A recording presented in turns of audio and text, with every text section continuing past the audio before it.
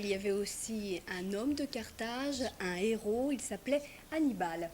Hannibal, qui est le thème d'un ouvrage, une biographie en fait, signée Violaine Vanoyek. Bonjour. Bonjour. Vous êtes professeur spécialiste d'histoire grecque et latine, donc vous publiez chez France Empire cette biographie d'Hannibal. Hannibal, donc le héros de Carthage, c'était au IIIe siècle avant Jésus-Christ. Il est né en 247. C'est sur ces 15 siècles d'histoire de Carthage, c'est peut-être l'événement que tout le monde retient aujourd'hui. Sur la vie de Carthage, pas essentiellement. On a vu effectivement que Carthage était donc au 5e siècle avant Jésus-Christ une immense puissance dans le bassin méditerranéen et que les Carthaginois avaient donc étendu cette hégémonie un petit peu partout, même au-delà du bassin méditerranéen. Mais il est vrai que Hannibal, avec son père Hamilcar, restent des figures clés de cette histoire. Figure clé parce que ça a été en fait le grand rival de Rome, qui dominait un petit peu à cette époque-là aussi. Ça a été le grand rival et celui qui a failli prendre Rome. C'est celui qui a failli prendre Rome. En tous les cas, son père lui avait fait faire un serment et lui avait fait jurer de combattre les Romains. Mais il ne lui avait pas fait jurer de détruire Rome. Contrairement à ce qu'on a très longtemps pensé, Hannibal n'a jamais marché sur Rome.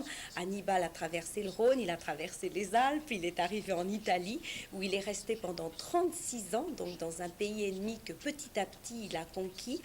Mais il n'est jamais marché sur Rome et on le lui a reproché. On s'est interrogé. En fait, il semble que Hannibal avait suffisamment montré sa suprématie, notamment après la victoire de Cannes, cette magistrale victoire qu'il a eue à Cannes, pour ne pas en rajouter, j'allais dire, et pour ne pas combattre Rome. Pour lui, après la bataille de Cannes, il avait montré sa force, Carthage avait montré sa force, sa puissance en Méditerranée, sur le terrain, aussi bien sur mer que sur terre, et je pense qu'Hannibal n'a pas jugé bon, utile en tous les cas, de marcher sur Rome à ce moment-là. C'est peut-être une façon d'établir un peu une paix dans ce golfe autour de la Méditerranée.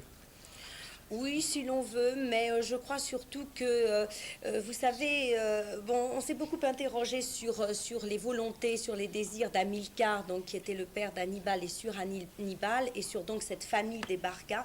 Et en fait, il semble qu'ils appartenaient tous les deux au parti populaire carthaginois, qu'il y avait donc déjà une rivalité entre le parti aristocratique carthaginois et le parti populaire, et entre, après, les Carthaginois et les Romains, comme vous l'avez très bien dit. Violaine Vanoyek, on vous écouterait pendant des heures, donc tout découvrir sur Hannibal dans ce livre paru chez France Empire.